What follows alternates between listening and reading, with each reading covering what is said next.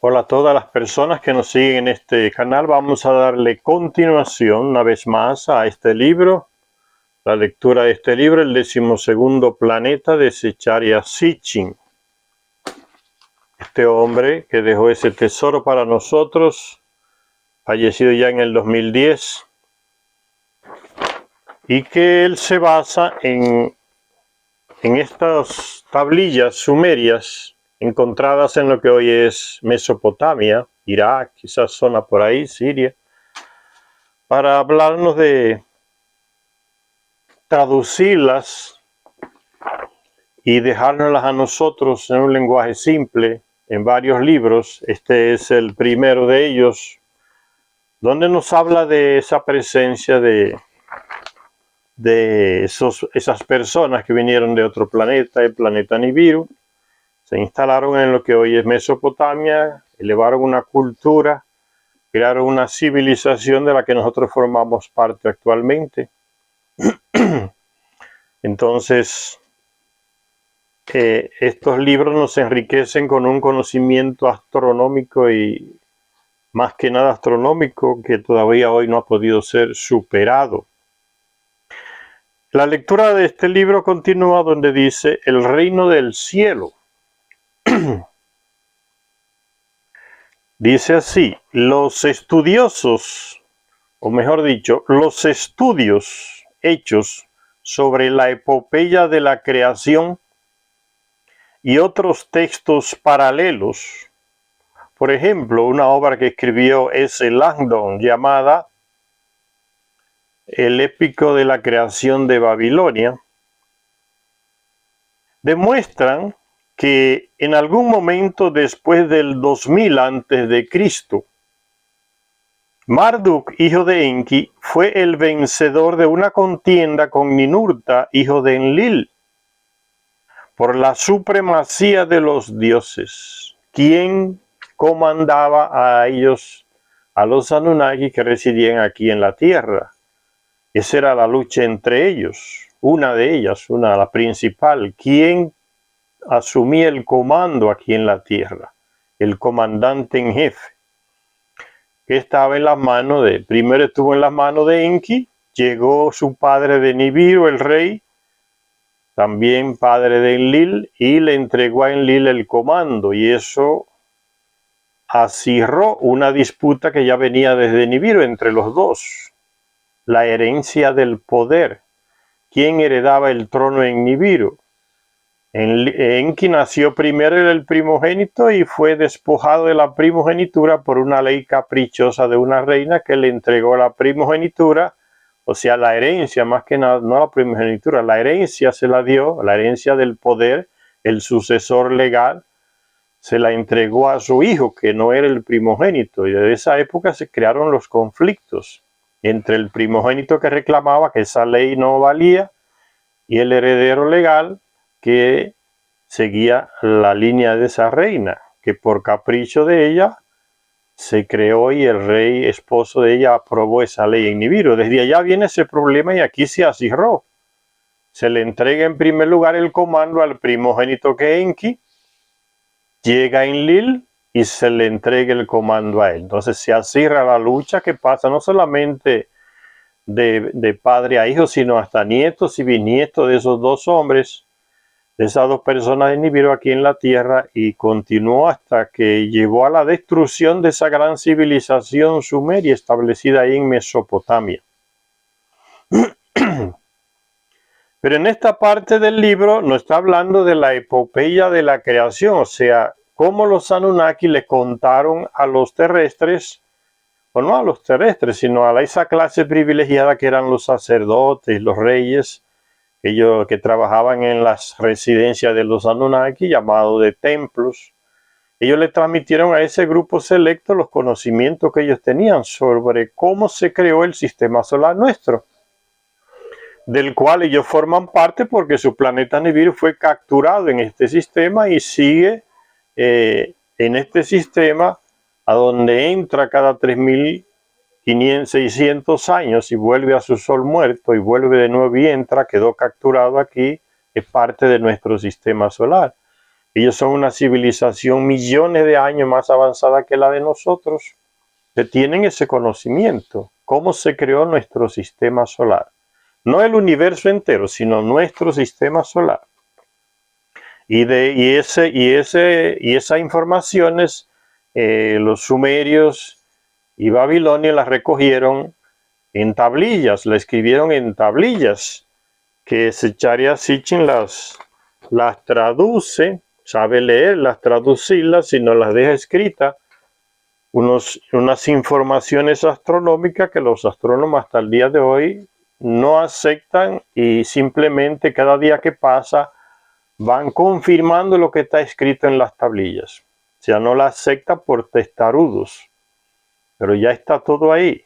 El origen de nuestro sistema solar está en las tablillas sumerias y Secharia Sitchin nos deja ese relato en la epopeya de la creación. Dice, demuestran estos textos que Marduk, hijo de Enki, el primogénito de Enki, que nació, ese Marduk nació en Nibiru y vino acá, fue traído acá junto con su madre desde Nibiru. Enki los trajo a los dos. Marduk, hijo de Enki, fue el vencedor de una contienda con Ninurta, hijo de Enlil, por la supremacía de los dioses. Ellos les enseñaron a los terrestres que le llamaran dioses y hasta hoy sigue el engaño. Los famosos dioses.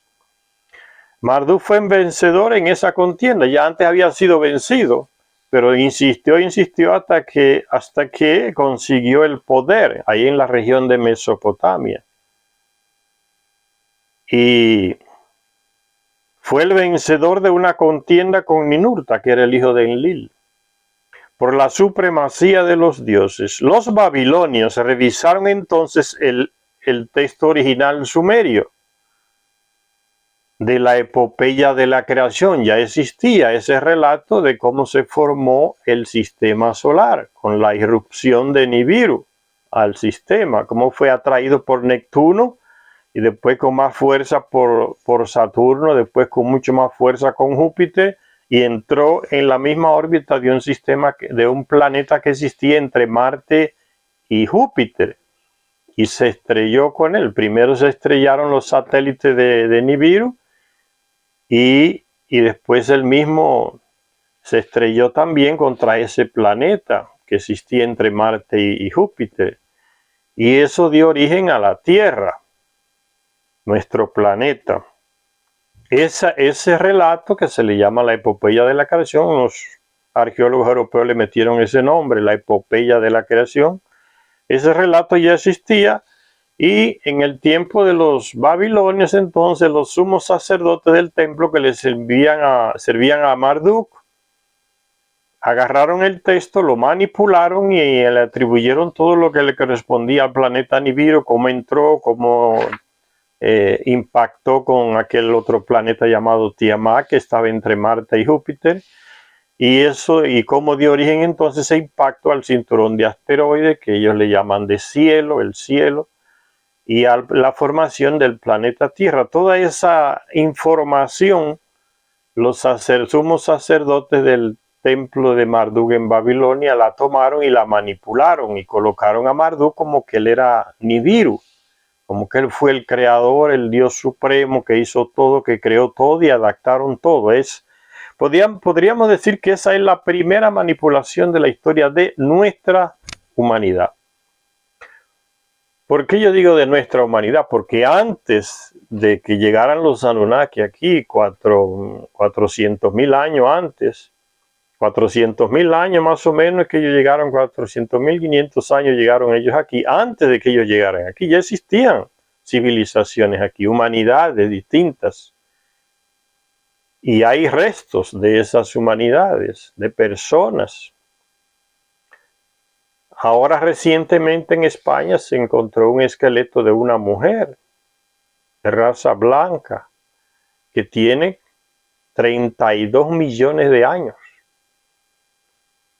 Imagínense, o sea, en la historia de nuestro planeta todavía no está escrita porque tenemos mucha ignorancia sobre lo que pasó, y quizás después de esa otras humanidades estuvieron o antes de ella quizá hubieron otras humanidades que desaparecieron o se fueron a otro lugar.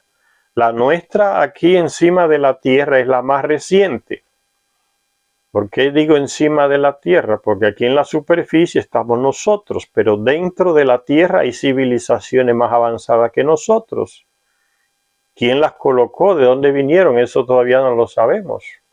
¿Tienen algo que ver con los Anunnakis también? No lo sabemos. Dentro de la tierra están entonces, y debajo de la tierra hay civilizaciones también, más avanzadas que nosotros, que no son las mismas que están dentro de la tierra. La tierra es hueca y ya se ha demostrado, aunque esa información como otras la tienen oculta para que la gente no se entere.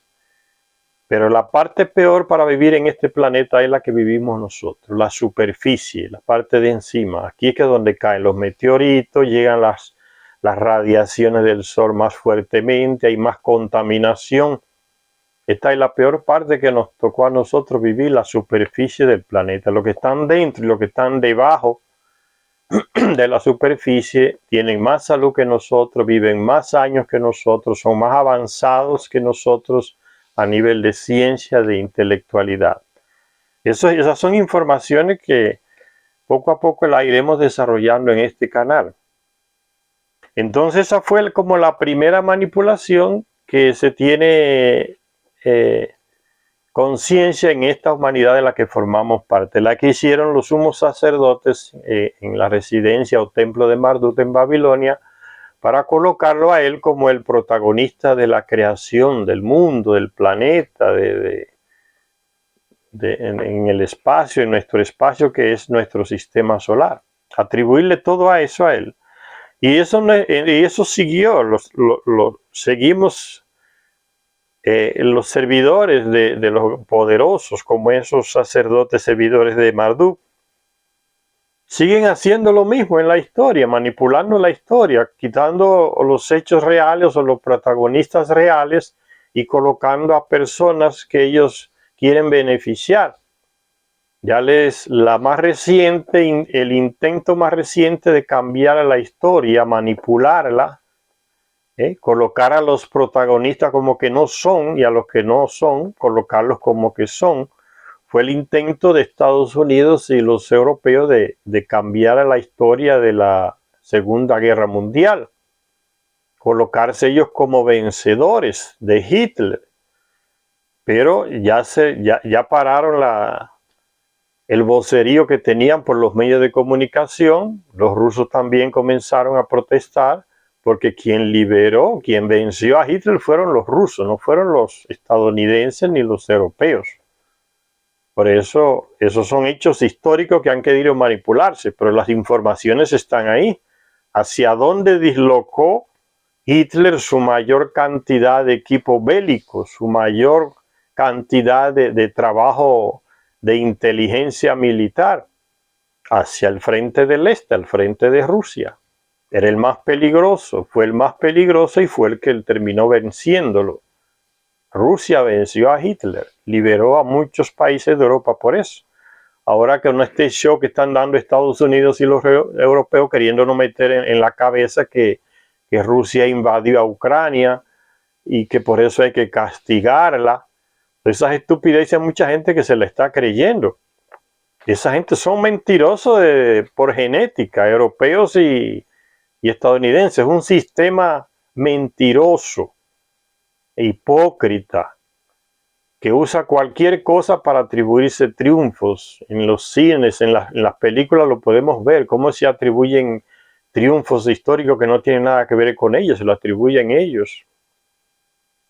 Entonces esa historia manipulada que tenemos hoy no es la primera vez que se hizo, ya viene desde el tiempo de los sumerios, como esos sumos sacerdotes. Y fíjense qué interesante, fueron esos sumos sacerdotes de la residencia o templo de Marduk que agarraron esos textos que ya existían y ellos tenían acceso a esos documentos antiguos, tablillas antiguas, como esta aquí, una tablilla de arcilla, y las agarraron todas y comenzaron a escribir cosas distintas, a manipularlas. Y es lo mismo que La misma manipulación hicieron los sacerdotes en la Edad Alta, Edad Media y antes con los textos de la Biblia, y los escribas judíos con los textos del Antiguo Testamento. Todo lo agarraron y lo manipularon.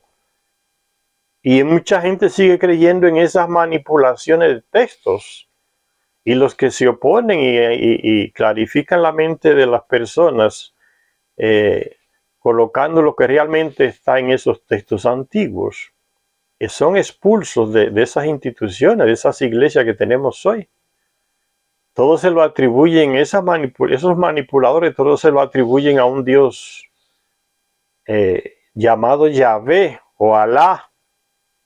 O sea, el monoteísmo entró agarró esos textos antiguos en la Biblia y los manipuló para hacernos creer a nosotros que el monoteísmo es lo verdadero. Y eso es lo falso, esa es la manipulación que nos han querido introducir en la mente, y que mucha gente lamentablemente se deja guiar por esas manipulaciones que están en las Biblias católicas, protestantes, en los libros de los judíos, los musulmanes. Todo está manipulado para hacernos creer que el monoteísmo es lo verdadero. Eso nunca fue. Es una falsificación de los textos antiguos para justificar esa visión monoteísta, un solo Dios. Incluso ya en los textos antiguos de la Biblia vemos contradicciones con esa visión de que es un único Dios. Es solo leer la Biblia, señor. Hay gente que no le gusta leer, no le gusta investigar, y lo peor, entonces se ponen a opinar sin leer nada. Hacen el ridículo diciendo cosas que no tienen nada que ver porque no leyeron. En los textos bíblicos ya se ve la misma contradicción. Se le quita la ropa a los manipuladores, a ese monoteísmo que Dios creó, que existe un Dios unigénito, nos meten en la cabeza, ¿no? Único, unigénito. Pero ya en los textos bíblicos usted lee el Génesis y va a encontrar muchas contradicciones con esa visión. Hagamos, es plural, no es un Dios que está creando, no el Yahvé. Hagamos a nuestra, plural, son varias personas.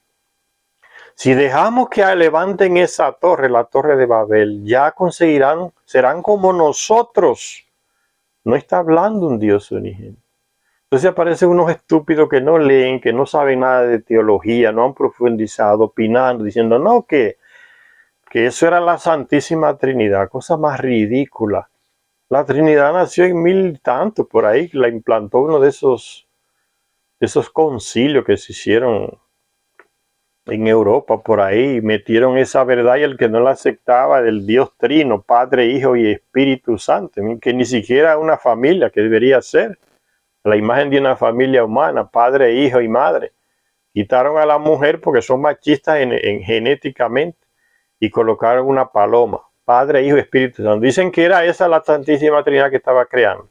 Pues como no leen, hablan de esas ignorancias, de esas estupideces, y no saben que eso de la Santísima Trinidad fue un dogma que se creó en 1000 y tantos por ahí, por un concilio allá en Europa.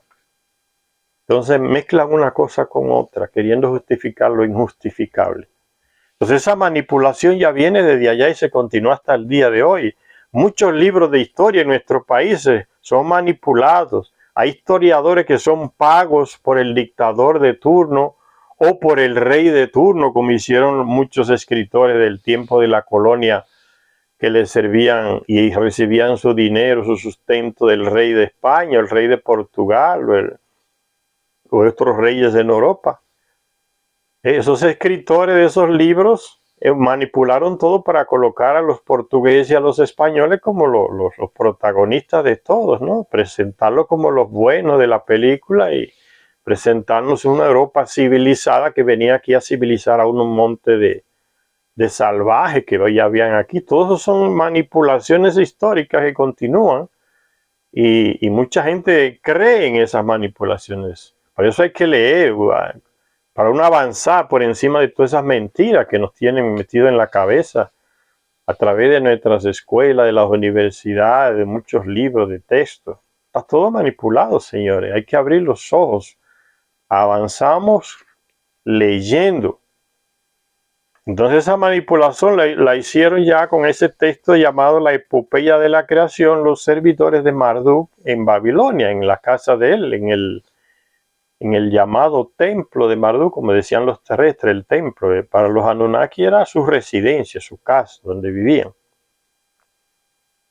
Y entonces colocaron a Marduk por encima de todos. Había vencido realmente a Enlil y a Ninurta, se quedó con el poder en Mesopotamia, pero no fue así tan fácil. En el libro perdido de Enki ya les explicamos que fue realmente lo que heredó Marduk, una región destruida por un ataque nuclear. Ahí encima de ese esqueleto fue que Marduk reinó. Entonces hay muchas cosas por saber, pero de hecho se quedó con el poder ahí porque Enlil y su hijo lo abandonaron y vinieron aquí a América, a sus dominios, Suramérica, Centroamérica, y ahí desarrollaron sus proyectos, dejaron aquel allá en su región ya contaminada por el ataque nuclear en Mesopotamia. Entonces estos sumos sacerdotes toman ese texto antiguo de la Epopeya de la Creación, borran de él todas las referencias a Ninurta y a Enlil, y rebautizan el planeta invasor, que era Nibiru, que entró al sistema solar atraído por Neptuno en primer lugar, y le ponen el nombre al planeta como si fuera Marduk. Fue él que creó los planetas, que organizó todo el espacio, nuestro sistema solar, creó la Tierra, él es el Dios supremo. Toda esa estupidez la elaboraron los sumos sacerdotes babilónicos a favor de Marduk. Manipularon ese texto de la Epopeya de la Creación. Y continúa diciendo entonces, el ascenso real de Marduk al estatus de rey de los dioses, el comandante en jefe ahí en Mesopotamia, sobre la Tierra, o sea, ahí es que estaba el comando central de los Anunnaki en todo el planeta Tierra, en Mesopotamia. El ascenso real de Marduk al estatus de rey de los dioses, él se proclamó rey de los dioses, o sea, los dioses son sus compañeros Anunnakis, que se declararon Dios y engañaron a los terrestres con esa falsa información de que eran dioses. El rey de los dioses sobre la tierra vino acompañado el ascenso de Marduk, así pues por la asignación a él como homólogo celeste del planeta de los Nefilim, los Anakim, los Anunnaki. Entonces asumió el nombre del planeta de él, Marduk. Le pusieron Marduk a Nibiru, los sumos sacerdotes, en esa nueva versión manipulada de la Epopeya de la Creación, escrita en Babilonia, en la ciudad de Marduk, ahí en Babil. El 12º planeta era ya representado en la persona de Marduk. Así pues, como señor de los dioses celestes, o sea, de los planetas, que le llamaban también dioses celestes a los planetas, en una manera de hablar, Marduk fue también el rey de los cielos, porque ya representaba entonces a Nibiru, al planeta Nibiru. Él era el planeta Nibiru, la representación del planeta Nibiru era Marduk. Fíjense hasta dónde llegó la capacidad de manipulación de esos sumos sacerdotes, la capacidad de como se dice en muchos países, lambe polvo, tumbarle el polvo a otro, alabarlo, como hay gente que hace con los dictadores, algo así, ¿no? Que le exagera la alabanza. Usted es el benefactor, usted es el nuevo padre de la patria, usted es el que hizo todo, usted es nuestro papá. Hay gente que son fanáticos y hablan así, ¿no? Él es mi papá, él fue porque le dio una casita, o porque le dio un empleíto, ya él es su papá, es lo máximo que hay, ese dictador, y no importa que haya matado miles, ¿no? Para esa persona es lo máximo, porque juzgan de lo que tienen en la punta de la nariz, no son capaces de analizar una situación en general, parten de ellos mismos para designar. Entonces mucha gente que alaba y exagera alabando, que llega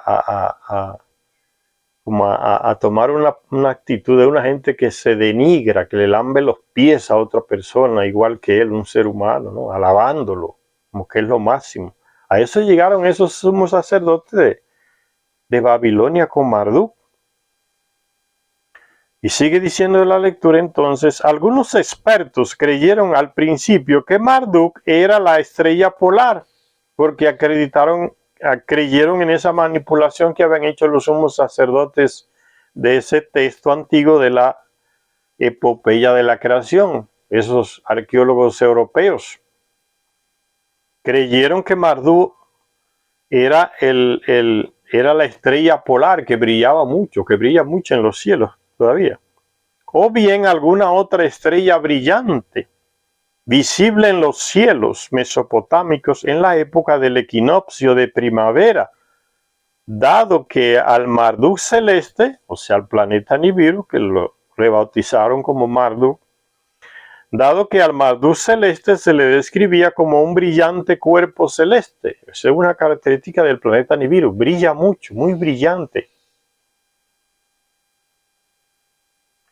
Pero un escritor llamado Alberto Schotti, que escribió Marduk y su estereotipo. ¿Saben lo que es un estereotipo? Es como una idea común en la que están de acuerdo muchas opiniones, ¿no? Entonces es como un estereotipo, un modelo. Dado que otros epítetos de Marduk dicen, ese texto lo escribió ese Alberto Schott, Marduk y su estereotipo, y otros acabaron demostrando definitivamente que todos los textos astronómicos antiguos hablaban de Marduk como de un miembro del sistema solar y no de una persona, como decían los sumos sacerdotes apoyadores de Marduk en Babilonia. Dado que otros epítetos describían a Marduk como el gran cuerpo celeste y aquel que ilumina, se avanzó la teoría de que Marduk fuera un dios sol babilonio, similar al dios egipcio Ra. De hecho, Marduk, el personaje Marduk, tomó el poder en la región de Egipto, lo que hoy es Egipto, y ahí se le adoraba como el dios entre comillas Ra o Amón Ra, el invisible. Así se le conocía a Marduk en Egipto, Amón Ra. Y cuando la gente en las iglesias se llena la boca y comienza a gritar y a vociferar como loco, amén, amén, amén, a todo lo que dice el padre o el pastor, se le va las cuerdas de la garganta gritando amén. Ellos no saben que están diciendo Amón, que amén es Amón, Marduk. Era Dios en Egipto, se le tenía como Dios en Egipto porque ahí él comandaba esa región ahí. Amón es amén. Era uno de los atributos de ese Marduk ahí en Egipto. Amón Ra, el supremo, el invisible. Cuando la gente dice amén hoy, ni se imagina que está repitiendo uno de los epítetos de ese Marduk que se le metió la mentira a los terrestres de que era un dios. Amén, amén, grita mucha gente todavía el día de hoy. La ignorancia es la que hace a la gente no avanzar, ¿no? Que si supieran lo que significa, no gritarían amén. Entonces, esos epítetos, a través de ese libro de Alberto Schott, que escribió ese texto llamado Marduk y su estereotipo, se demostró que cuando se hablaba de Marduk realmente en esos textos babilónicos, no se referían a ese personaje. O sea, se descubrió la manipulación, sino que se refería a un cuerpo celeste. Porque algunas características que se daban no correspondían con el de una persona, sino como de un astro, de un planeta, de un cuerpo celeste.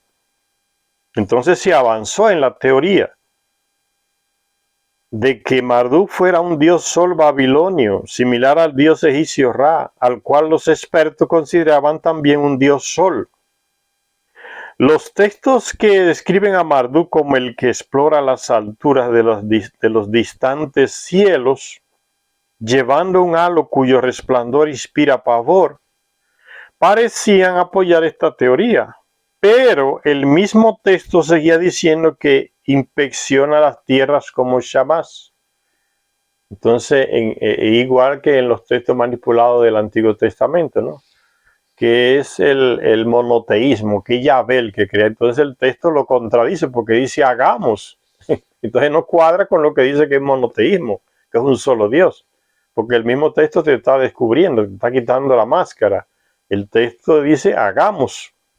Entonces no es un Dios que está creando. Y eso pasó con la epopeya de los estudiosos descubrieron que algunas expresiones no podían atribuirse a una persona en concreto, sino a un objeto solar, a un objeto celeste, un planeta. Si Marduk era en algunos aspectos semejante al Sol, no podía ser, claro, está el Sol. Entonces no era el Sol. Ya va avanzando con cuestionamientos ese conocimiento. ¿Quién era realmente Marduk? Los astrónomos van avanzando y los estudiosos ya descubren que no podía ser el Sol, pero todavía falta ver que ellos digan cuál planeta es. No han podido decirlo, no han querido decirlo hasta el día de hoy. No era el Sol, porque decía que era semejante al Sol. Pero si Marduk no era el Sol, entonces ¿qué planeta era? Los antiguos textos astronómicos no conseguían ajustarse a ningún otro planeta. Ninguno de los planetas de nuestro sistema solar se adaptaba a esas descripciones que se hacían de ese planeta, semejante al Sol. No hay ninguno en el sistema solar que sea semejante al Sol. Ninguno tiene ese brillo, ese tamaño, esa capacidad. Pero si Marduk no era el Sol, entonces ¿qué planeta era? Los antiguos textos astronómicos no conseguían ajustarse a ningún otro planeta. Basando sus teorías en determinados epítetos, tal como hijo del Sol, algunos expertos astrónomos europeos indicaron que podía ser Saturno. No pegaron tampoco. La descripción de Marduk como un planeta rojizo hizo candidato también al planeta Marte, que es un poco rojizo. Pero los textos situaban a Marduk en Mar Kasham, o sea, en el centro del cielo, y Marte no está en el centro del cielo. Entonces no podía ser Marte. Y esto convenció a la mayoría de los estudiosos de que la identificación más adecuada sería la de Júpiter. O sea que Marduk entonces tendría que ser Júpiter, que está situado en el centro de la línea de planetas. Si comenzamos por Mercurio, Venus, Tierra, Marte, ahí aparece Júpiter en el medio, después sigue Saturno, Urano, Neptuno y Plutón. Entonces sería ese, decían los expertos. Sería entonces Júpiter ese planeta Marduk. Y sigue diciendo ese Charya Sitchin, pero en esta teoría había una contradicción de que fuera Júpiter, porque estaba en el centro. Los expertos que la habían planteado eran los mismos que sostenían la idea de que los caldeos no tenían noticia de los planetas que hay más allá de Saturno. Y los ignorantes resulta que eran los expertos europeos. Y ellos pensaban que eran los caldeos que estaban equivocados, echándole la culpa a los otros siempre de su ignorancia. Pensaban que los caldeos no sabían que después de Saturno hubiera algún otro planeta. No conocían Urano, ni Neptuno, ni Plutón. Y ya los caldeos lo sabían. Y estos expertos pensaban que los caldeos no lo sabían. Por otra parte, estos expertos, Charya Sitchin siempre veladamente criticando a esos llamados expertos astrónomos que quieren meternos en la cabeza que ellos son los que saben las cosas, en lugar de ser más humilde y aprender de los caldeos, de los babilonios y de los sumerios. Por otra parte, dice Charya Sitchin, estos expertos contaban a la Tierra como un planeta, mientras afirmaban que los caldeos pensaban que la Tierra era el plano centro del sistema planetario y omitían a la luna, que los mesopotámicos contaban con toda seguridad entre los dioses celestes. Los expertos descartaban a la luna como planeta, siendo que los caldeos ya la colocaban como un planeta de derecho. Por eso hablaban de 12 planetas, porque colocaban a la luna como un planeta. La identificación de Júpiter como 12º planeta simplemente no funcionaba. Entonces ni era Saturno, ni era Marte, ni era Júpiter. La epopeya de la creación afirma claramente que Marduk era un invasor de fuera del sistema solar, que había pasado junto a los planetas exteriores, incluido Júpiter y Saturno, Neptuno, Urano, Plutón, esos son los exteriores, que había pasado junto a los planetas exteriores. Los interiores sería de Marte hasta Mercurio, los exteriores de Júpiter hasta Plutón. Había pasado junto a los planetas exteriores, incluido Júpiter y Saturno, antes de colisionar con Tiamat, aquel planeta que estaba entre Marte y Júpiter. Los sumerios, eso lo afirma claramente la epopeya de la creación, que Marduk fue un planeta que llegó de otro lugar, un invasor de nuestro sistema solar, y que pasó junto a esos planetas exteriores, primero junto a Neptuno, que es el que lo atrae con fuerza, después Urano también, después Saturno, y Júpiter lo atrae ya finalmente hacia la órbita donde estaba el planeta Tiamat y terminan colisionando. Por eso fue atraído, era un intruso.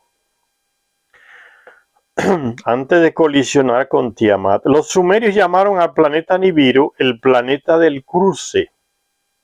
Y la versión babilonia de la epopeya conservó la siguiente información astronómica que dice, ahora leemos un texto de la epopeya: planeta Nibiru, las encrucijadas del cielo y la tierra ocupará. Encrucijadas, o sea, el planeta del cruce. Las encrucijadas del cielo y la tierra ocupará. Por encima y por debajo ellos no cruzarán. Deben esperarle. Ellos son los otros planetas. Planeta Nibiru, continúa el texto de la epopeya. Planeta que es brillante en los cielos, ocupa la posición central. A él rendirán homenaje. ¿Ve? Eso dice la epopeya de la creación sobre el planeta Nibiru. Y sigue diciendo el texto de la epopeya, planeta Nibiru. Él es el que sin cansarse sigue cruzando, el planeta del cruce, sigue cruzando por en medio de Tiamat. El planeta Nibiru colisiona con Tiamat y asume esa órbita donde estaba Tiamat. Entonces sigue pasando por el medio, porque partió a Tiamat por en medio. Y sigue en esa misma órbita. Cuando vuelve pasa por el medio donde estaba Tiamat. Porque colisionó con Tiamat y la expulsó de ese lugar. Entonces le ocupó la órbita de Tiamat. Por eso dice, pasó por el medio. Dice, sigue cruzando el planeta del cruce. Y por eso es simbolizado muchas veces en muchas inscripciones o imágenes encontradas en casi el mundo entero. En Asia, en Egipto, en Mesopotamia, en América. Ese símbolo de Nibiru como si fuera una cruz, el planeta del cruce, ¿ve? La encrucijada, sigue cruzando por en medio de Tiamat. Que cruzar sea su nombre, ¿ve? Cruzar el planeta del cruce, que cruzar sea su nombre, aquel que ocupa el medio. Imágenes del planeta Nibiru como una cruz, como si fuera que tuviera alas. Eso lo vamos a ver más adelante. En todas partes del mundo se ha encontrado esa imagen. Estas líneas, terminado el texto de de la epopeya de la creación, continuamos con lo que dice Zecharia Sitchin, hablando de ese texto que acabamos de leer. Estas líneas nos proporcionan información adicional y concluyente que indica que al dividir al resto de planetas en dos grupos iguales, el 12º planeta sigue cruzando por en medio de Tiamat, lo que les expliqué. Su órbita pasa una y otra vez por el lugar de la batalla celeste, donde Tiamat solía estar. Descubrimos que los textos astronómicos que trataban de un modo altamente sofisticado, ¿ven?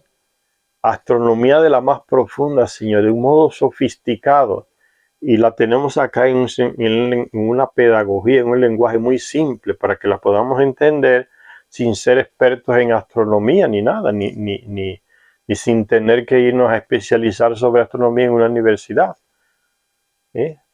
Información sofisticada astronómica se nos está dando en estos libros de Zecharia Sitchin. Descubrimos, dice Zecharia Sitchin, que los textos astronómicos que trataban de un modo altamente sofisticado de los períodos planetarios, así como las listas de planetas en su orden celeste, sugerían también que Marduk aparecía en algún lugar entre Júpiter y Marte. Ya sabían que aparecía ahí donde estaba Tiamat, ahí aparece Marduk. Cada 3600 años, porque él ocupó el lugar donde estaba Tiamat, entre el planeta Marte y el planeta Júpiter. Ahí aparece de nuevo, cada 3600 años, porque esa fue la órbita que asumió después que entró en nuestro sistema solar. Entre Marte y Júpiter. Entonces, descubrimos que los textos astronómicos sugerían también que Marduk aparecía en algún lugar entre Júpiter y Marte. Y dado que los sumerios conocían todos los planetas, porque los Anunnaki se lo habían comunicado, que eran los que podían ir y venir en el espacio en sus naves, conocían todos los planetas, la aparición del 12º planeta en la posición central confirma nuestras conclusiones, dice Zecharia Sitchin. Entonces sería Mercurio, Venus, Luna, Tierra, Marte. Ahí entraría entonces Marduk o Nibiru. Después seguiría entonces Júpiter, Saturno, Urano, Neptuno y Plutón. Él ocupa la posición central, el planeta del cruce, el que cruza, símbolo de la cruz, símbolo del disco alado. Si la órbita de Marduk pasa por donde estuvo Tiamat en otro tiempo, por un lugar relativamente cercano a nosotros, entre Marte y Júpiter, pasa cerca de la Tierra.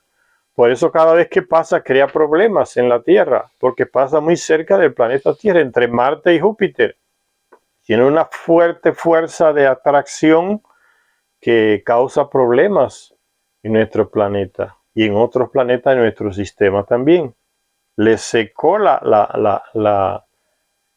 le quitó la atmósfera que existía en Marte, se la quitó Nibiru en uno de esos pasajes. Provocó tanto descontrol, provocó el diluvio aquí en la Tierra, mucha sequía, muchos cambios climáticos. Cada vez que pasa, y eso no lo digo yo, lo dicen los especialistas que han descubierto esto matemáticamente, no inventando.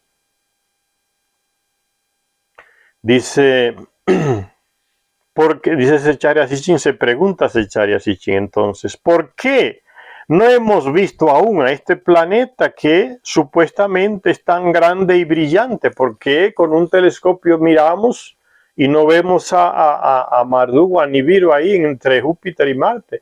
Ya vemos con el telescopio hasta Saturno. Con un telescopio simple que compremos se ve Saturno, se ve Marte, se ve Júpiter. ¿Y no, por qué no aparece Marduk o Nibiru, que es mucho más grande que es más brillante? La explicación es sencilla. Porque el planeta pasa por ahí, se ubica en esa posición cada 3.600 años. Imagínense en cuántas generaciones necesitamos tener aquí en esta humanidad para poder ver ese planeta. ¿Quién vive tantos años de nosotros para poder ver ese paso? ¿Y en qué época pasará? Entonces los astrónomos actuales que se dedican a engañar, sean de Estados Unidos, sean de Rusia, sean de China, sean de Japón, sean de Europa, se dedican a engañar, a dar información falsa. Si ya pasó, si ya se cumplieron 3.600 años de tal época hasta aquí, ellos no lo van a decir. Se inventan cualquier historia y dicen que no, para que no nos enteremos que Nibiru pasó. Entonces hay información que se nos oculta y el ciudadano común no percibe entonces que fue el paso de ese planeta.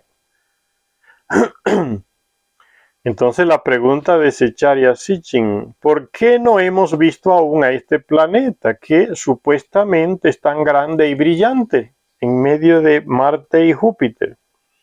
Los textos mesopotámicos dicen que Marduk llega a regiones desconocidas de los cielos, se va hasta su sol muerto donde nació y de allá regresa de nuevo a entrar al sistema solar de nosotros. Por eso se va a lo profundo del espacio, allá a su estrella muerta.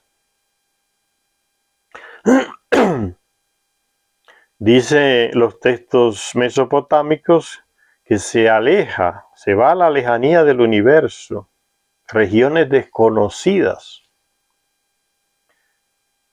Dice, él explora los conocimientos ocultos, ve todos los rincones del universo. Se le describía como el admonitor de todos los planetas, aquel cuya órbita le permite circundar a todos los demás. Es tan grande la órbita elíptica de Nibiru que abarca todas las órbitas de los planetas de nuestro sistema solar. Es muy grande esa órbita, 3.600 años de aquí, en llegar, salir de su sol de allá muerto y llegar aquí a nuestro sistema y volver otra vez a su sol. Es una órbita que abarca las órbitas de todos los planetas de nuestro sistema solar, una órbita elíptica muy grande. Aquí se nos muestra esta imagen, bien. Es una órbita tan grande la de Nibiru que abarca casi todas las órbitas de nuestros planetas. Una órbita elíptica alargada. Y sigue diciendo entonces la lectura, los abraza en sus bandas o en sus órbitas a todos. Hace un aro a su alrededor. Su órbita era más elevada y más grandiosa que la de cualquier otro planeta. Se le ocurrió así a Frank Kugler, que escribió una obra llamada La tradición de las estrellas y el servicio de las estrellas en Babilonia. Ese tal Franz Kugler. Se le ocurrió así que Marduk fuera un cuerpo celeste de movimiento rápido que orbitara en un gran sendero elíptico, y realmente tiene una órbita elíptica. Al igual que un cometa, como si fuera un cometa, se le ocurrió, fue una ocurrencia, no fue que él lo descubrió, se le ocurrió que podría ser entonces un planeta con una órbita elíptica como especie de un cometa. Pero hay un científico latinoamericano, ya fallecido en los años 30 y 40 por ahí, descubrió matemáticamente, no como Kugler que supuso, ¿no?, que se le ocurrió, fue una ocurrencia, ¿no? Fíjense, este hombre, Carlos Muñoz Ferrada, chileno, un astrónomo profundísimo, físico, geólogo, no formaba parte de la comunidad científica ni forma parte hasta el día de hoy porque no entra de esos cánones de esa llamada comunidad científica. Él solito investigando descubrió matemáticamente, cálculos matemáticos, pura matemática este hombre. Carlos Muñoz Ferrada en Chile murió. Descubrió ese planeta, el planeta del cruce, Nibiru. No le puso Nibiru, describió y lo llamó, es un planeta cometa. Cuando le preguntaron por qué el Señor dice que usted dice que es un planeta, porque tiene cola como un cometa y tiene una órbita elíptica como un cometa, por eso le llamo planeta cometa, y tiene masa como un planeta y tiene 3 velocidades, una, y gira alrededor de un sol muerto al final de su camino. Todas estas son informaciones de este hombre. Cálculos, puros cálculos matemáticos. Carlos Muñoz Ferrada, chileno, ya fallecido. Pura matemática. Aquí están unos ejemplos de sus manuscritos. Cómo calculó la órbita de ese planeta. Y él dijo, tiene 3 velocidades. Una cuando está alrededor de su sol muerto, su estrella muerta, es la más lenta. Cuando viene por la mitad entre su estrella muerta y nuestro sol, aumenta la velocidad máxima y disminuye de nuevo cuando llega a nuestro sol. 3 velocidades. Ningún astrónomo ha descubierto esto que descubrió Carlos Muñoz Ferrada en su lugar allá en Chile. Carlos Muñoz Ferrada. Nadie escucha hablar de él porque no forma parte de, ni es europeo ni estadounidense. Entonces lo desclasifican, lo dejan fuera, esa llamada comunidad científica, que es como una farsa. Este hombre descubrió ese planeta, planeta Nibiru. Dice, y cuando llega aquí causa muchos problemas. Y él lo decía, cuando llegue va a causar muchas destrucciones. No se puede uno imaginar lo que va a causar, pero van a morir miles en terremotos, en maremotos. Ese hombre, lo mismo que narraban los sumerios, cada vez que pasaba Nibiru, causaba todas esas cosas, sequía, lluvias, maremotos, terremotos, tsunamis, inundaciones, lo mismo descubrió este hombre matemáticamente, con pura matemática.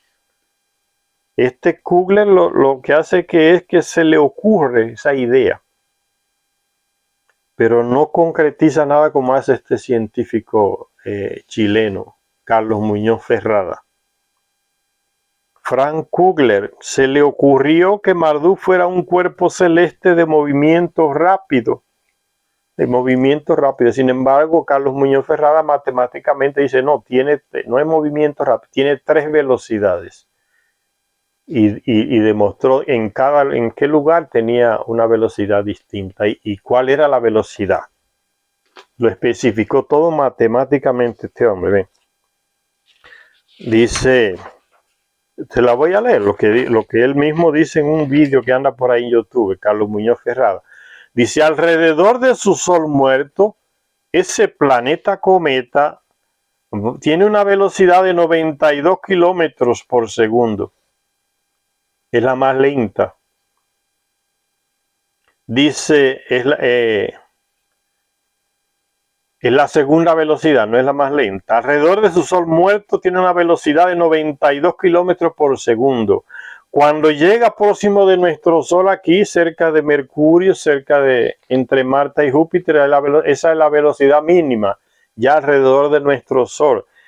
Sol tiene una velocidad de 76 kilómetros por segundo, esa es la segunda velocidad. Y la velocidad más rápida cuando sale de nuestro sistema y se va alejando hacia lo profundo, ahí tiene una velocidad de 300 kilómetros por segundo. 1 milésimo de la velocidad de la luz. Todo eso lo especificó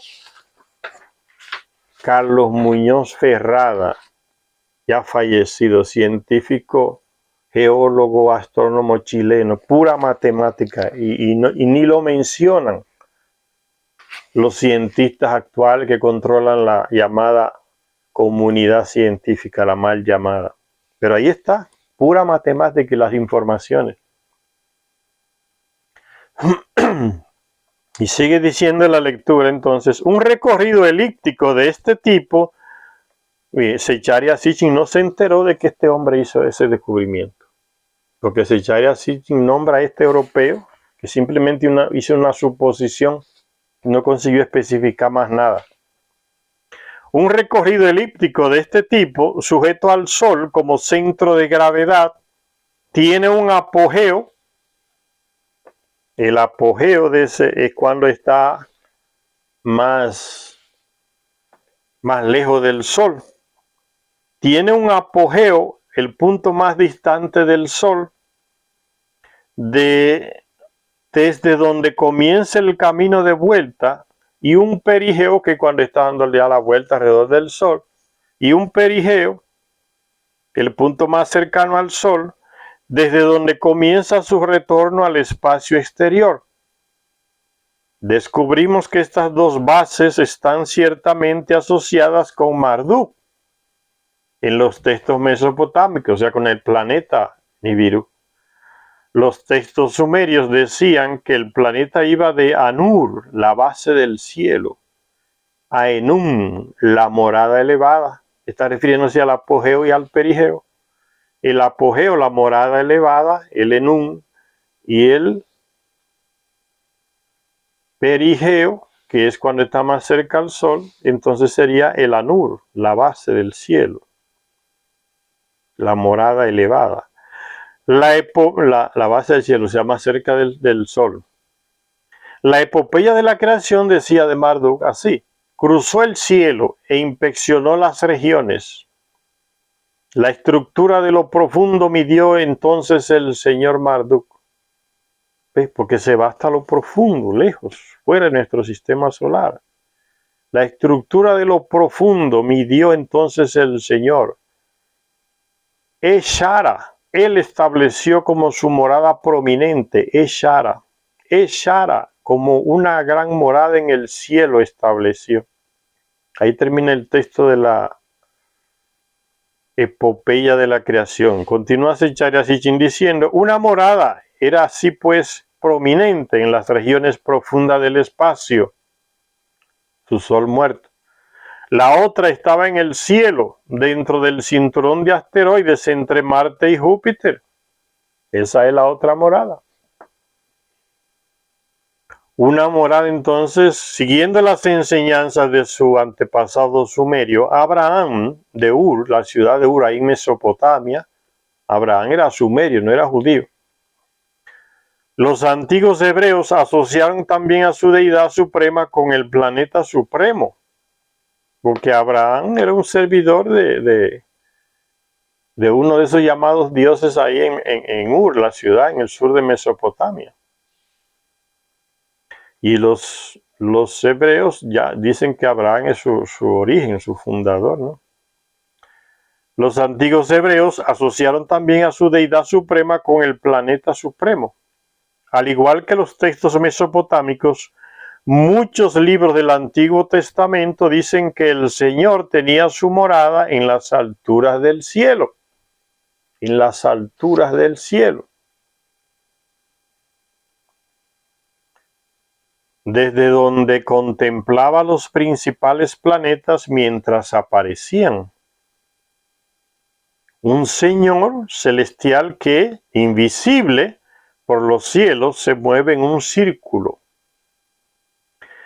Por ejemplo, en el libro de Job, en el Antiguo Testamento, en la Biblia, después de describir la colisión celeste entre Marduk y Tiamat, ofrece estos significativos versículos que nos cuentan a dónde ha ido el elevado planeta. Fíjense lo que dice el libro de Job. Hacia lo profundo marcó una órbita, donde la luz y la oscuridad se mezclan. Está su límite más lejano, el sol muerto donde reside allá, donde alrededor del cual da la vuelta allá, lo más profundo. Es el libro de Job. Habla del planeta también. En Job capítulo 26, versículo 10.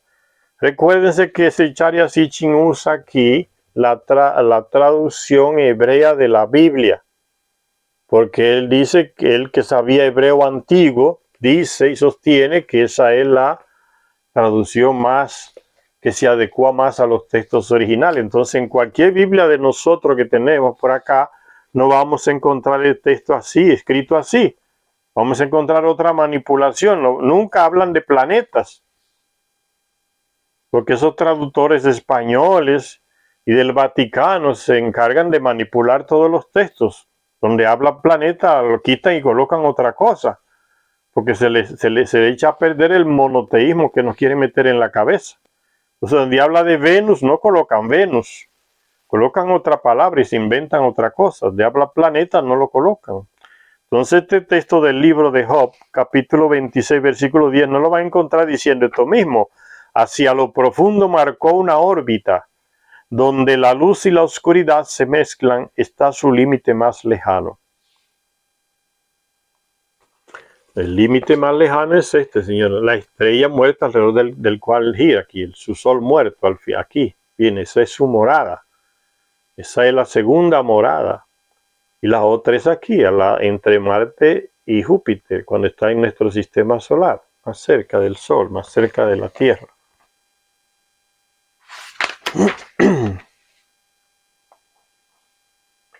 No menos explícitos, Sichara Sitchin ahora va a citar algunos textos bíblicos que hablan del planeta Nibiru. No menos, ya citó el libro de Job, con ese capítulo 26, versículo 10, en la Biblia hebrea, no en esa Biblia que tenemos nosotros por aquí toda manipulada. No menos explícitos, los salmos esbozan el majestuoso curso del planeta. El Salmo 19, en el versículo 2, en el versículo 6, en el versículo 7 de la Biblia hebrea, dice: los cielos ensalzan la gloria del Señor. El brazalete repujado proclama su obra. Él sale como un novio del dosel, como un atleta se regocija en hacer su carrera.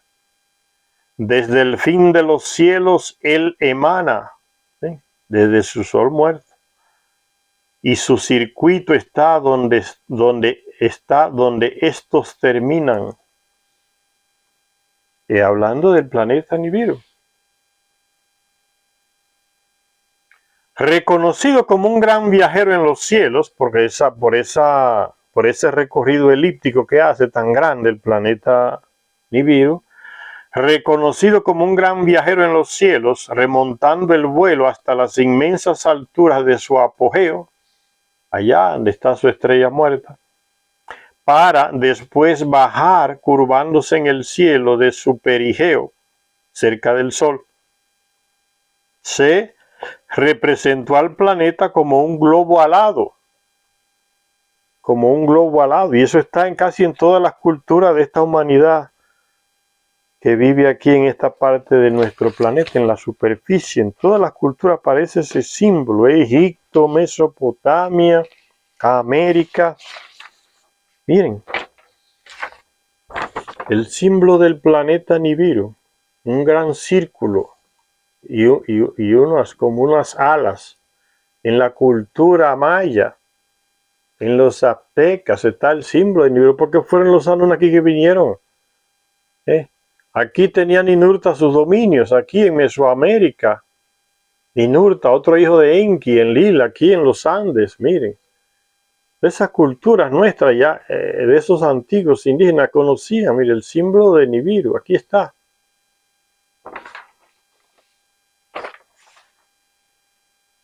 Aquí está de nuevo, fíjense. El símbolo, miren, el planeta del cruce, como que tiene alas. El símbolo de Nibiru. Ahí está.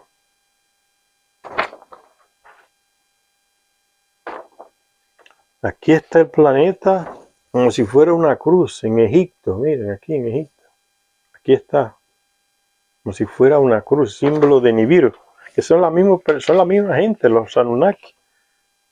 Que aquí está, miren. En las manos tiene aquí el símbolo de Nibiru, como con alas y una cruz adentro. Es el símbolo de Nibiru. Miren aquí. Aquí está.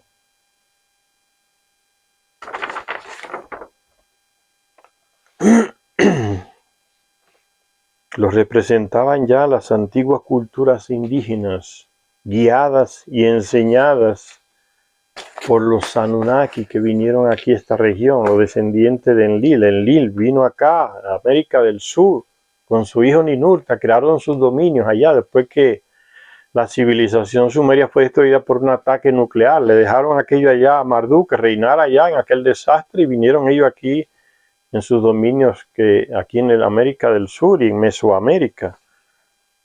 Y fíjense otros símbolos de ese planeta también, fíjense. Egipto,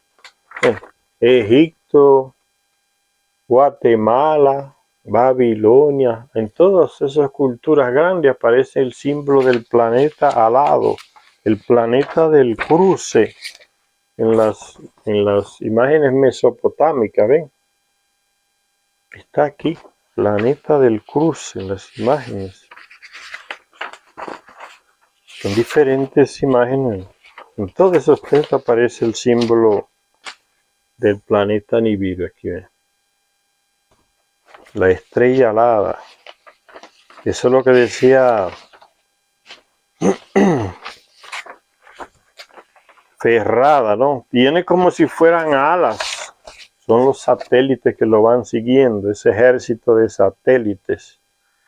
Y es el planeta del cruce, entonces lo simbolizaban como una cruz. Un gran círculo con alas y una cruz al centro. Donde quiera, dice, donde quiera que los arqueólogos descubrieron estos restos de pueblos de Oriente Próximo, esa región que va desde Mesopotamia hasta allá, hasta Palestina, Oriente Próximo, pasa por Siria, norte de Siria, Irak y toda esa parte del Oriente Próximo. Donde quiera que los arqueólogos descubrieron restos de pueblos de Oriente Próximo, el símbolo del globo alado aparecía, dominando templos y palacios, tallado en las rocas, grabado en sellos cilíndricos, pintado en las paredes, acompañaba a reyes y sacerdotes. Eran los principales servidores de los Anunnaki que vinieron de Nibiru.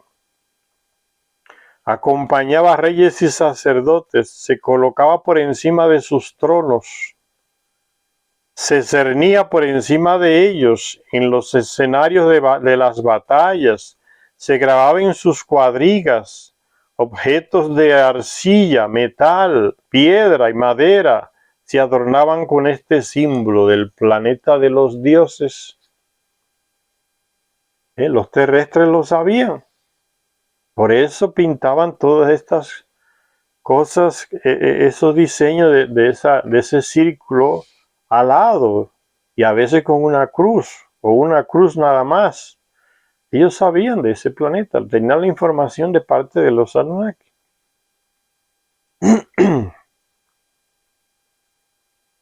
Los soberanos de Sumer y Akkad, de Babilonia y Asiria, de Elam y Urartu, de Mari y Nusi, de Mitanni y Canaán, que son reinos antiguos ahí del Medio Oriente Próximo, todos reverenciaban este símbolo porque representaba a los dioses, que llamaban de dioses, a los grandes señores, a los Anunnaki. Reyes hititas, faraones egipcios, Shar de persas, y en América también los grandes reyes, como ya les mostré, solo que se echaría así como que no tenía acceso a estas informaciones, por eso no lo menciona en esta lista. Pero después Echaria Sitchin escribe, viene por acá, investiga mucho en este continente y escribe el libro Los Reinos Perdidos y descubre muchos símbolos de Nibiru aquí en América. Cuando él escribió este libro no había visitado y por eso no lo menciona aquí, menciona pueblos de Oriente, nada más. Todos reverenciaban este símbolo, reyes hititas, faraones, egipcios, Shar de persas, todos proclamaban, bueno, mencionó América porque no tenía la referencia todavía. Todos reverenciaban este símbolo, proclamaban la supremacía de este símbolo y de lo que significaba. Y así fue durante milenios. La convicción de que el 12º planeta, el planeta de los dioses, decían los terrestres, seguía dentro del sistema solar y que su gran órbita volvía. No lo veían entre Marte y Júpiter, pero estaban convencidos de que pasaba ahí, de que en cierto tiempo se ubicaba ahí.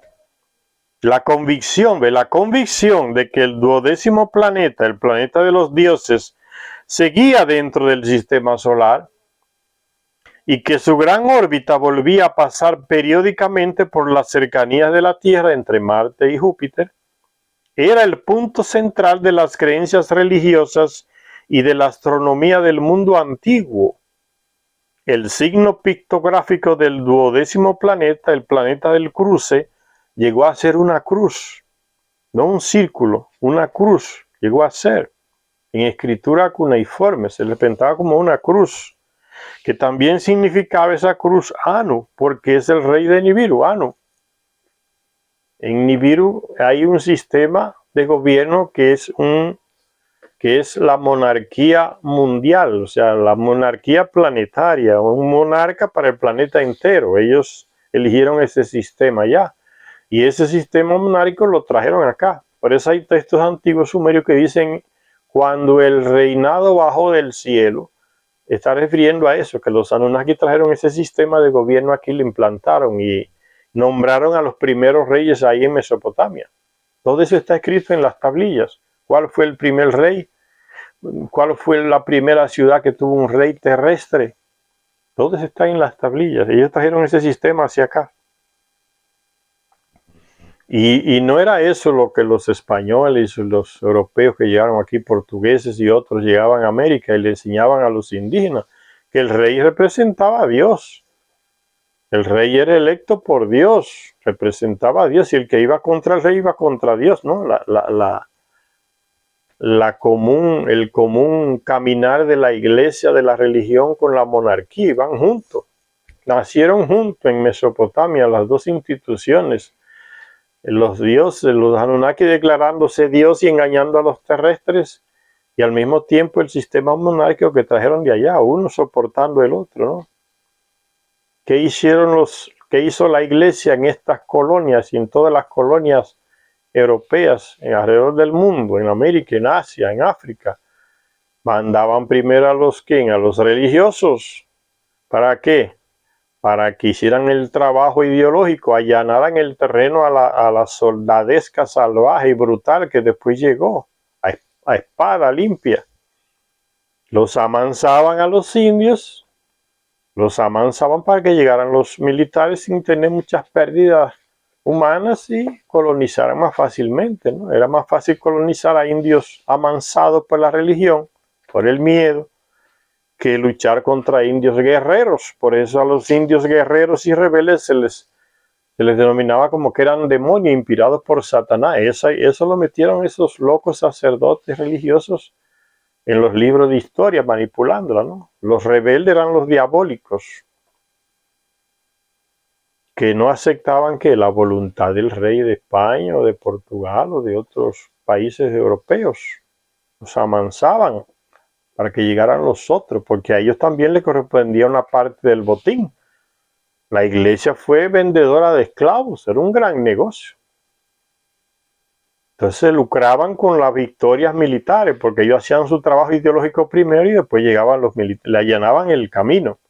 Es lo que hace hoy la media, los medios de comunicación social en manos de los grandes ricos del planeta, de las grandes corporaciones, de los grandes millonarios. Preparar la mente de mucha gente que se deje embaucar, preparando la guerra, ¿no? Los rusos son los demonios, son los malos, invadieron a Ucrania, hay que castigarlos por donde quiera que estén. Y nadie se quedan calladitos, ¿no? Le dicen, no, es que nosotros también invadimos a Yugoslavia y sin pedirle permiso a nadie, la bombardeamos y matamos a miles y nadie nos castigó. No dicen nadita de eso, porque el mentiroso es así, tiene memoria corta cuando le conviene, ¿no? Invadimos Yugoslavia, la dividimos en pedazos, en paisitos hasta el día de hoy, matamos miles metiéndole bombas civiles, hospitales, embajadas de otros países. Cuando Cuando Clinton no dicen ni media palabra y la gente se traga el cuento de que Rusia invadió a Europa, a Ucrania y hay que castigarla. Pero si ¿quién castigó a aquellos sinvergüenza que bombardearon la población civil? Destruyeron a Libia completamente. Nadie, en la imprensa no habla nada de eso. ¿A quién se castigó cuando ese genocidio que se cometió contra civiles? No, la prensa muda. No, ahora es contra los rusos. Ahora el diablo son los rusos. De aquí a poco son los chinos. Señores, hay que leer para no dejarse embaucar por estos sinvergüenzas mentirosos. El sistema es un sistema mentiroso. Tiene la mentira en sus venas. La manipulación de la información. Mentir hasta el último momento. Manipular todo. Engañar. Esas son las armas de este sistema caduco ya, de este orden que tenemos, que gracias a Dios se está destruyendo con la actuación de Rusia en Ucrania, que ellos le llaman invasión. Y muchos gobiernitos de nuestros países, como son muy débiles, se suman al coro de Estados Unidos, porque si no le corta el agua y la luz. O sea, dependen extremadamente de Estados Unidos a nivel económico. Entonces, les pueden meter unas sanciones que acabarían con esos paisitos pequeños. Pero eso no es todo. Simplemente que esos gobernantes no tienen coraje de oponerse al imperio. Puede contar con los dedos de la mano aquí en América quién se opone a esas locuras, a esa manipulación mentirosa. 3 o 2 países, Cuba, Venezuela, Nicaragua, se oponen a esa mentira. La mayoría se lambe los pies de Estados Unidos y creen el cuento de que Rusia invadió a Ucrania y hay que castigar a los rusos. Y no dicen nadita de lo que hicieron en Yugoslavia, en Vietnam, en Irak, en Libia. Lo que están haciendo en Siria, robándose el petróleo a la luz del día. Nadie dice nada de eso.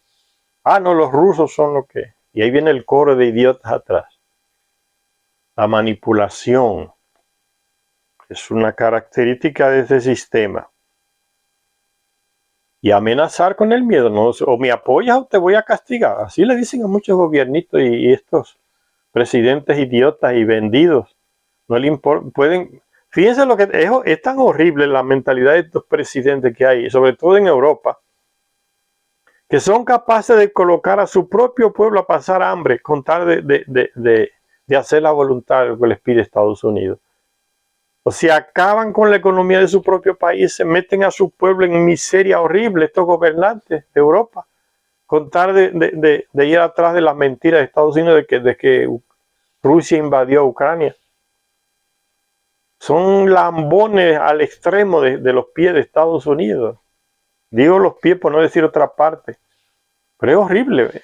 Están hundiendo a Europa esos dirigentes vendidos, lambones, por seguir atrás de Estados Unidos. Arruinan a su propio pueblo. Fíjense si tienen patria. No les importa nada. Son como esos muñecos de Estados Unidos. Aunque se destruyan sus pueblos, ellos hacen lo que le dice Estados Unidos. La economía va bajando en Europa. La gente ya está pasando hambre. Está faltando energía, está faltando gas, está faltando alimento en los mercados. El salario bajando, las monedas devaluando, y ellos siguen atrás de Estados Unidos. No le importa el carajo su propio pueblo, esos dirigentes europeos. Ve hasta dónde llega la humillación de un ser humano. Los peores dirigentes de Europa son esos. Le ha tocado a la pobre Europa, a los pueblos de Europa, esta lacra de dirigentes que tienen vendidos todo a Estados Unidos, que se hundan en sus propios pueblos y ellos siguen atrás de las políticas de Estados Unidos. Y no entienden o no quieren entender lo mismo el gobierno de Estados Unidos dice: nosotros no tenemos amigos, tenemos intereses. Esos son tan burros esos dirigentes, y aquí en América también muchos que siguen atrás, que da como asco lo que están haciendo contra sus propios pueblos, que se hundan en la miseria obedeciendo a Estados Unidos. ¿Ustedes recuerdan lo que pasó en los años 90 por ahí? O inicio del 2000. En el 2000 y tanto fue, no hace mucho. Cuando Estados Unidos, cuando el fundador de Wikileaks Julian Assange, que está preso allá en Inglaterra, denunció la matanza que hicieron los estadounidenses en Irak contra varios periodistas. El tipo del helicóptero le mandó bala a todos. Le ordenaron, tírele. Y que porque tenían armas en la mano, y era un grupo de periodistas con sus cámaras, lo mató a todos. El helicóptero norteamericano, estadounidense, le mandó fuego y lo mató a todos los periodistas. Wikileaks descubrió ese vídeo y lo publicó y le comenzó una cazada contra Assange. Y recuerdan que Evo Morales fue a Europa en su avioncito desde Bolivia. Y alguien alguien de una prensa de Europa, no sé de dónde, de esos dueños de prensa grandes, dijeron, puede ser que esté en el avión de Evo, lo estén llevando para Bolivia, a Julian Assange. ¿Y qué hicieron los países de Europa? Todos le cerraron el espacio aéreo al avión de Evo Morales. Son criminales. Que se mate el presidente de Bolivia, no importa. El Estados Unidos pidió que bloquearan ese avión y lo bloqueamos. Nada, se le olvidó derechos humanos, humanidad, nada. Que se mate el presidente. Todos los gobiernos le cerraron, Europa le cerraron. Y el avioncito dando vueltas y no encontraba dónde aterrizar. Se le estaba gastando la gasolina con el presidente Evo. Y ayer que fue el de Austria que dijo que lo dejó bajar después de combinar con Estados Unidos. Y allí en Austria lo dejaron bajar y fueron los estadounidenses y les revisaron el avión cuando Evo estaba en el aeropuerto. Se lo revisaron, no encontraron al Julian Assange. Hasta eso llegan esos dirigentes europeos, señores. Hasta ese extremo de lamberle los pies a Estados Unidos. Y esos son los que están dirigiendo Europa. Es un desastre aquel continente ahora. Pobre del pueblo europeo con estos dirigentes que tienen. Entonces, dice, el signo pictográfico del 12º planeta llegó a ser una cruz. En la escritura cuneiforme. Y en otras lenguas semitas, por ejemplo, la letra Taf, que era una cruz, que significaba la señal, se representaba como una cruz. Hablaba del planeta de los dioses. Y ciertamente todos los pueblos del mundo antiguo consideraban la aproximación periódica del 12º planeta. Periódicamente él llega, entra en nuestro sistema y vuelve y se va hacia su sol muerto, hacia el espacio profundo, hacia las regiones profundas. Esa es la órbita elíptica de Nibiru, de eso es que está hablando. La aproximación periódica, cada 3600 años, llega acá. Dice, y ciertamente todos los pueblos del mundo antiguo consideraban la aproximación periódica del 12º planeta como una señal de trastornos, grandes cambios y nuevas eras.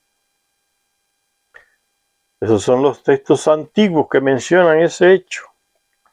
Los textos mesopotámicos hablaban de la aparición periódica del planeta como de un acontecimiento anticipado, predecible y observable. En esos 3600 años habían culturas ya en algunos pueblos que veían el planeta en los cielos. Y hay pinturas que retratan ese hecho. Las personas en la tierra mirando el planeta se veía en el cielo. Predecible y observable, acontecimiento anticipado, predecible y observable, porque la órbita se mantiene. Y dice el texto antiguo, el gran planeta en su aspecto rojo y oscuro, así es. El cielo divide por la mitad y se levanta como Nibiru, el planeta del cruce. Muchos de los textos que tratan de la llegada del planeta eran augurios que profetizaban el efecto que el acontecimiento tendría sobre la Tierra y la humanidad. Un escritor llamado R. Campbell Thompson, en una obra que escribió sobre los mágicos, los magos y los astrónomos de Nínive, en Babilonia, reprodujo varios de estos textos que describen el avance del planeta mientras bordeaba la posición de Júpiter y llegaba al punto del cruce. Dice en uno de esos textos: si desde la posición de Júpiter el planeta pasa hacia el oeste, habrá un tiempo para morar en la seguridad. O sea, no vamos a tener problema aquí en la Tierra. La amable paz descenderá sobre la Tierra. Si desde la posición de Júpiter el planeta aumenta en brillo y en el zodíaco de Cáncer se convierte en Nibiru, planeta del cruce, Akkad se desbordará de plenitud. El rey de Akkad crecerá poderoso. Si Nibiru culmina, las tierras habitarán con seguridad. Los reyes hostiles estarán en paz. Los dioses recibirán las oraciones y atenderán las súplicas. Como la gente ya predecía la cercanía de Nibiru, lo que podía, en cierta posición en el espacio, podía producir aquí en la Tierra. Dice, no obstante, dice Charya Sitchin, se esperaba que la aproximación del planeta provocara lluvias, inundaciones, debido a los fuertes efectos gravitatorios. Por eso hay un texto que dice, cuando el planeta del trono del cielo crezca en brillo, habrá inundaciones y lluvias. Cuando Nibiru alcance su perigeo, el perigeo es cuando está más cerca de nuestro Sol, los dioses darán paz, se resolverán los problemas, las complicaciones se aclararán, lluvias e inundaciones vendrán. Bien, también vienen otros problemas. Cercanía de Nibiru.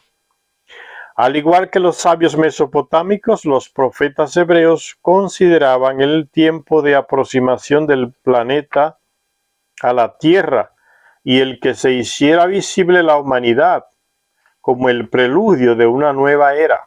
Esperaban esa cercanía de Nibiru como el preludio de una nueva era. Cada 3600 años, ¿no? Cada preludio de una nueva era. Las similitudes entre los augurios mesopotámicos de paz y prosperidad que debían acompañar al planeta del trono del cielo y las profecías bíblicas de paz y justicia que se establecerían sobre la tierra después del día del Señor se pueden expresar mejor en boca de Isaías. Hasta en los textos de los profetas bíblicos aparecen esas predicciones sobre la presencia en nuestro sistema solar del planeta Nibiru. Vamos a cortar nuestra lectura aquí y en la próxima lectura continuamos viendo cómo en los textos de algunos profetas ya se habla de esa cercanía y de la llegada de ese señor Marduk, de ese planeta de los dioses. El día del Señor se hablará en los textos bíblicos. Hasta la próxima lectura. Gracias a todos que nos ven.